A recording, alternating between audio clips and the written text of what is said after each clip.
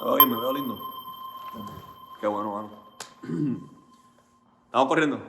Ok. Bienvenido a otro episodio de Prodigal, donde nunca estás tarde para regresar. Estamos en otro episodio de Prodigal, donde nunca estás tarde para regresar. Estamos desde los estudios de Nonstop, Flow navideño. Llegó la Navidad para nosotros. La semana pasada estuvimos compartiendo sobre el hijo menor de la historia, compartimos de qué realmente trataba la historia del hijo pródigo y estuvimos enfocándonos en el personaje del hijo menor. Quizás te identificaste con esa persona, quizás lo compartiste con alguien que necesitaba escucharlo y gracias, porque esto no es solamente para ti que me escuchas ni para mí yo sentirme bien hablando detrás de una cámara, esto es para ustedes, para esta comunidad que quizás se identifican con la historia del hijo pródigo como yo y muchas personas nos hemos identificado a través de la historia. Con esta historia del hijo pródigo. Hoy personalmente vamos a estar hablando del hijo mayor, que muchas personas piensan que él no es pródigo, pero hoy nos vamos a dar cuenta que el tipo estaba igual de pródigo que el menor, estaba malgastando las cosas igual que el menor. Pero antes de comenzar la historia, dale like, dale share, compártelo con alguien que debería escuchar esto, compártelo con un pana religioso, un pana bien pecador, no importa, compártelo con tu mamá, tu papá, tu abuelo, tu perro y dale subscribe a mi canal de YouTube, por favor.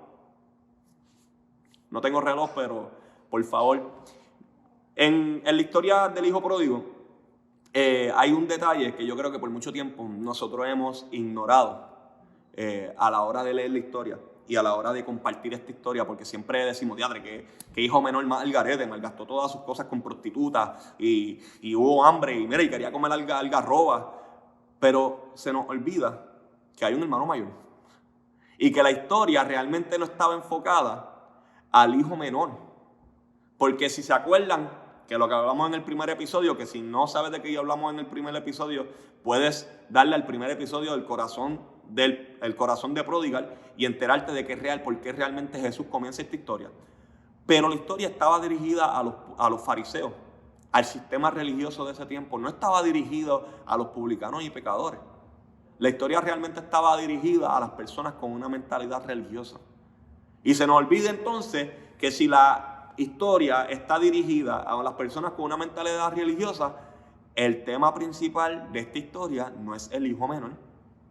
El tema principal de esta historia es el hermano mayor. ¿Y por qué digo esto? Porque obviamente cuando Jesús hace una parábola o da una historia, hay personajes que significan algo. Y obviamente entendemos que el Padre lo tenemos por concepto que es Dios, el hijo menor lo tenemos como aquellas personas que malgastan su dinero, tiempo, etcétera, etcétera, pecadores, que en este caso son los publicanos y pecadores. Me fui en un viaje de Windows, y están los fariseos, que son los hermanos mayores. Están aquellas personas más religiosas que viven bajo un sistema de religión y no pueden ver más allá, y son los hermanos mayores de la historia. Entonces Jesús le está dirigiendo esta historia a ellos, a los fariseos, al sistema religioso, a aquellas personas que no se alegran cuando un pecador se convierte. Y él deja, como dije en el episodio pasado, esta historia inconclusa. ¿Qué es lo que va a pasar realmente en la historia? La religión es un tema que lleva años, décadas, siglos, antes de Cristo y después de Cristo. Siempre el ser humano apela a la religión, hasta el ateo. Porque el ateo tiene su sistema de creencia, aunque no lo crean, pero no vamos a entrar a eso porque ese no es mi enfoque hoy. La religión, desde lo que queremos hablar, la perspectiva de hoy, es el intento del hombre o el intento del ser humano tratar de alcanzar a Dios. Así nosotros vemos la religión. Viene del griego religar, de volver a ligar, de volver a unir. Pero desde el intento del ser humano tratar de reconciliar su relación con Dios, si es que realmente la quiere reconciliar. Por eso es que cuando hablamos de una persona religiosa, es una persona que piensa que tiene que hacer todas estas cosas para estar bien, que tiene que cumplir con todos estos requisitos para entonces sentirse de tal manera.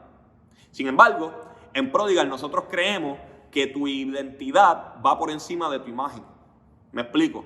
Quien tú eres es más importante que cómo te ves ante la sociedad. Quien tú eres es más importante que lo que tú haces. Porque quien tú eres determina lo que tú vas a hacer. Y por mucho tiempo en esta sociedad y en esta cultura hemos caído en la trampa de que lo que tú haces define quién tú eres. Si tú eres un jugador de baloncesto, la gente rápido te va a llamar atleta. Si tú eres una persona que enseña, rápido la gente te va a catalogar como maestro. Si tú eres una persona que edita, rápido te van a decir, como tú eres diseñador gráfico o etcétera, etcétera. Porque en esta sociedad nosotros definimos a las personas por lo que hacen, no por quiénes son. Pero también el problema con este tipo de pensar es que el día que tú dejes de hacer algo, realmente pierdes tu identidad.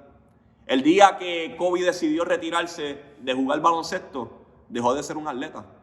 O así nosotros pensamos. Porque ya no juega baloncesto, ya dejó de ser baloncerista. El día que un jugador de cualquier deporte sufre una lesión, también tiene una crisis existencial, porque basó su identidad en lo que hacía. El día que tú dejas de enseñar, entonces, ¿qué haces con tu vida? Porque ya no eres maestro. O así nos enseñó la sociedad.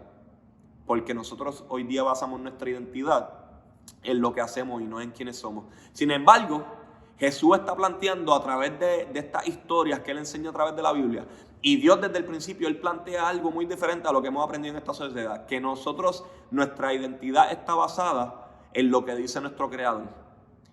Y nuestra identidad está basada desde el momento en que el ser humano, no solamente tú y yo, sino el ser humano por diseño fue creado. Y la Biblia establece que nosotros somos imagen de Dios. Antes de ser hijo de Dios, antes somos imagen y semejanza de Dios. Esa es nuestra identidad. De acuerdo a esta identidad, entonces nosotros podemos operar bajo el diseño de Dios. De acuerdo a esta identidad de ser imagen, entonces nosotros podemos realmente conocer quiénes nosotros somos y quién realmente Dios es. El gran controversial Juan Calvino una vez dijo que mientras más conocemos a Dios, más nos conocemos a nosotros, y mientras más nos conocemos realmente a nosotros, más conocemos a Dios. Y ese es lo que nosotros creemos en Prodigal. Quien tú eres es más importante de lo que tú haces, porque quien tú eres va a definir lo que realmente tú vas a hacer. Quien tú eres como persona va a definir la calidad de tu trabajo. Quien tú eres como persona va a definir lo bueno que tú puedes hacer las cosas y el impacto que tú puedes tener en todo lo que tú haces. En la religión no funciona de esa manera. En la religión tú tienes que basar tu identidad en lo que tú haces. Si tú eres cristiano, creo que te vas a poder identificar con eso. El día que tú dejas de orar, el día que tú dejas de leer la Biblia, tú sientes que perdiste el cielo, que perdiste la salvación, que ya tú no mereces estar en la presencia de Dios, porque tú basas tu identidad y quién tú eres en lo que estás haciendo. No estoy diciendo, como dicen por ahí, libertinaje, no ores, no leas Biblia. El que realmente piensa así realmente no conoce la gracia ni el evangelio. Pero no podemos dejar que lo que nosotros hacemos como personas marque nuestra identidad. En Efesios 2, Pablo una vez establece que dice que nosotros fuimos creados para buenas obras, dadas para nosotros desde antes de la fundación del mundo. Le dice, si tú realmente conoces quién tú eres, las buenas obras van a fluir. Tú no tienes que hacerlas para entonces ganar una identidad. Pero el problema de los fariseos en esta historia, el problema del hermano mayor, es que él basaba su identidad en lo que él hacía. Y se molestó cuando el padre recibió un hijo menor. El padre no recibió al hijo menor porque el hijo decidió regresar a casa. Él lo recibió porque era su hijo. Porque es la identidad del hijo. Y el lugar donde el hijo le pertenece es dentro de la casa, no es fuera. Sin embargo, cuando nosotros no sabemos quiénes somos dentro de la iglesia, dentro de la religión, cuando una persona Dios la recibe, nosotros nos molestamos. Porque como nosotros hemos hecho todas estas cosas, sentimos que Dios nos debe. Pero, ¿realmente nos debe qué? Nosotros entendemos que nosotros no somos merecedores de nada de esto. Porque si tú te fijas bien dentro de la historia, aunque uno estaba en un infierno muy lejos, otro estaba en un infierno muy cerca, fuera de la casa del Padre. No dentro, sino fuera. Así como el hijo menor experimentó un infierno lejos de la casa, este experimentó un infierno cerca de la casa. ¿Tú sabes por qué? Porque ninguno de los dos estaba dentro de la casa. Pero entonces, ¿por qué nos molestamos cuando otras personas son recibidas por Dios con un corazón genuino? Pues nos molestamos porque tenemos una falta de identidad. No sabemos a dónde, no a dónde otra persona pertenece, sino que nosotros no sabemos a dónde nosotros pertenecemos. El hijo mayor, no sé si se acuerdan de la historia, el padre, antes de que el hijo menor se fuera de la casa, el padre dividió la herencia. Y el padre le dio la mayor parte al hijo que decidió quedarse, al hermano mayor. Y al hijo menor le dio una tercera parte y el hijo se fue. Y ese detalle a nosotros por mucho tiempo lo hemos obviado, se nos olvida, que la herencia fue dividida entre dos. La herencia no fue toda para el hermano menor. El padre no quebrantó la ley de la cultura porque se supone que el primogénito se lleve la mayor parte de la herencia y luego le toca la tercera parte a los demás. El padre cumplió con la ley y le dio la mayor parte de la herencia al hermano mayor, mientras que el hermano menor le dio una tercera parte. ¿Qué rayos hizo el hermano mayor con esa herencia? Esa es la pregunta. ¿Qué nosotros dentro de la iglesia, que a veces nos damos puño en el pecho y decimos, pero es que yo le he servido fiel a Dios todos estos años, yo nunca me he apartado, yo no he bebido, yo no junto con prostitutas, ni me meto droga? La pregunta para mí, para ti es, ¿qué tú has hecho en todo este tiempo con lo que Dios te entregó? Vemos que este hermano mayor, la recriminación de él fue tan porquería, tan basura, porque él le pelea a Dios, al padre, le dice, ni una cabra, ni una cabrita me has dado para compartir con mis amigos. Bro, te dieron la mayor parte de la herencia. ¿Qué tú hiciste con eso? Pero acuérdense que cuando nosotros comenzamos a operar fuera de la casa del Padre, nosotros no sabemos utilizar bien los recursos que Dios nos dio. Y eso nos convierte en pródigos. Eso nos convierte en personas que malgastamos o no sabemos invertir las cosas que Dios nos da. Estando fuera de la casa del Padre, tan cerca, pero tan lejos a la misma vez, porque estaba afuera. Y algo que es bien doloroso, yo pienso que el padre le tuvo que haber dolido, es que el hijo se veía como un esclavo. El hermano mayor, ¿qué le recrimina? Yo que llevo toda esta vida sirviéndote. En la versión en inglés dice, I've been slaving, como que si él fuera su esclavo. Pero a la misma vez me gusta la respuesta del padre, porque el padre lo primero que le contesta, le dice, hijo. Dice, tú no eres mi esclavo. Muchas veces la religión nos cambia la identidad.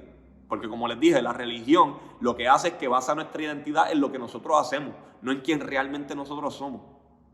Y la religión para el hermano mayor fue, no, tú eres un esclavo porque mira, tú estás sirviéndole día tras día a tu papá, tú eres el que le cuida la finca, tú eres el que le ordeña las vacas, tú eres el que hace todo esto, tú eres el que está adelantando el reino, tú eres un esclavo de Dios. Pero de momento se nos olvidó quiénes nosotros éramos cuando vimos a un hijo realmente entender su identidad y regresar a la casa. Y nosotros nos molestamos y le recriminamos al padre como si él nos debiera a nosotros. Pero es que tú lo recibiste a él y a mí no, yo que llevo toda mi vida. Y el padre no se molestó con él. Pienso que sí le dolió. Y lo primero que le dice es, hijo, tú eres mi hijo, tú no eres mi esclavo. Nosotros a veces vamos con la religión teniendo miedo del famoso libertinaje, teniendo miedo de disfrutar de la gracia, porque decimos, no, porque es que yo tengo que cumplir con todos estos requisitos, porque si no, mi papá no me va a aceptar. Y el padre está a la puerta diciendo, pero es que tú eres mi hijo. No hay nada que tú puedas hacer que haga a Dios amarte más, y no hay nada que tú puedas hacer que haga a Dios amarte menos. Él te ama.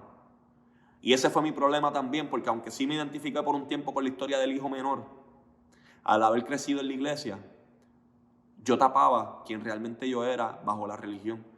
Yo era el nene bueno del salón, yo era el que si había un party y perreaban, yo no puedo estar ahí porque eso es pecado. Yo no me juntaba con cierto tipo de personas, porque no, o sea, yo voy a la iglesia. Acuerdo que para las fiestas de Halloween en la escuela y los que fueron a la Christian Private se pueden recordar como que todo el mundo disfrazado y yo no, porque yo no celebro Halloween. Sin embargo, yo tenía tanta religión en mi corazón. No estoy diciendo que ahora yo tengo que participar de todo lo que ellos hacen, pero yo terminé excomulgándome por completo de un grupo pensando que yo era más santo que ellos. Y eso era falta de identidad. Eso es que yo realmente no sabía quién yo era.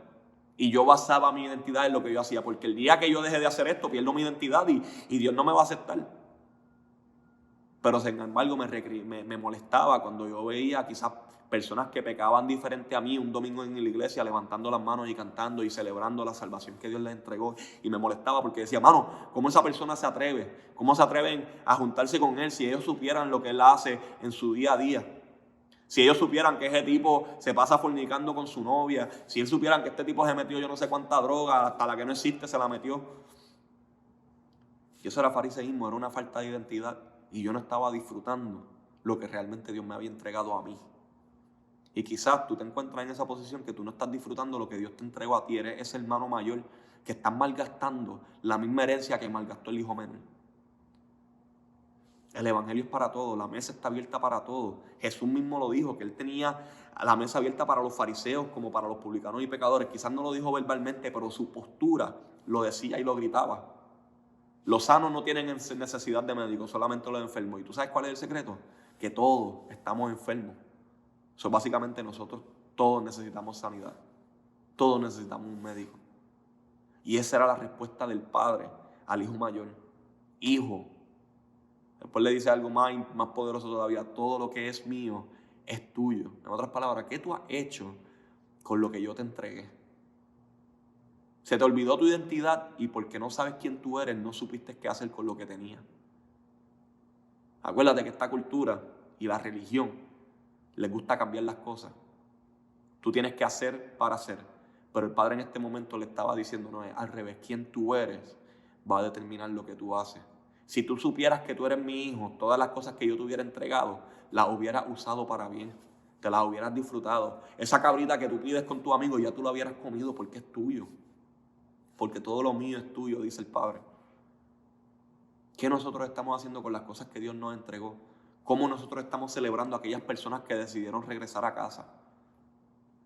Pues yo te digo, los dos hijos estaban lejos y estaban viviendo un infierno. Lo que pasa es que uno estaba viviendo un infierno más lejos que otro, pero ambos estaban en un infierno, fuera de la casa del Padre. Cuando Dios quiere que nosotros estemos dentro. Así como el pecador y el publicano, que quizás creció en un lugar no cristiano, así como la persona como yo, que creció en un lugar cristiano. El hecho de que tú estés fuera, no importa cuán cerca o tan lejos, estás fuera. Y el lugar de nosotros, el lugar bajo el diseño de Dios, es adentro de la casa. Dentro de la casa es que podemos experimentar la llenura, la plenitud y el diseño que Dios creó para que nosotros andemos en ello. Dentro de la casa es que nosotros podemos hacer estas obras que no determinan nuestra identidad. Para la gloria de Dios, para la expansión del reino, para un nuevo Edén. Si eres una persona que te ha ministrado esto o quieres compartirlo con alguien, por favor dale like, dale share. Y acuérdate que esto es Prodigal, nunca estás tarde para regresar.